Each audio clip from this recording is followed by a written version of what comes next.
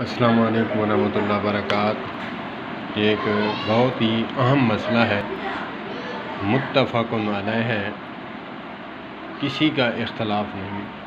हर मसलक के उलमा इसको बयान फरमाते हैं, लेकिन अवामुन्नास की कोताही है कि इमाम से सबक़त करना, सजदा करना, रुकू करना या फिर इमाम से पहले सजदे से सर उठाना या रुकू से सर उठाना कितना वाज़ेह तंबीह है हदीस पाक में।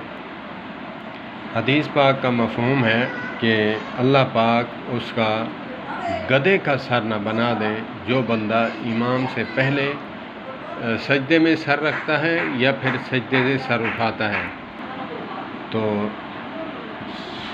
उलमा फरमाते हैं कि चाहे देवबंदी है, चाहे अहले हदीस है, चाहे अहले सुन्नत व जमात है बरेलवी, अवामुन्नास ये गलती करती है कि इमाम अभी अल्लाहु अकबर कहता है तो कहने से पहले ही जो है वो सर रुकू में ले जाता है या सजदे में चला जाता है।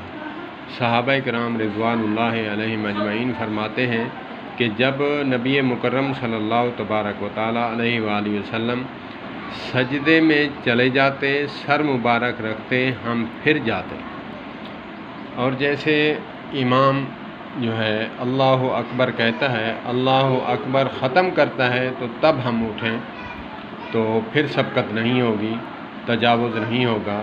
अल्लाह पाक हमें इन छोटे छोटे मसाइल को समझ कर नमाज़ पढ़ने की तौफ़ीक़ अता फरमाए। अस्सलामु अलैकुम।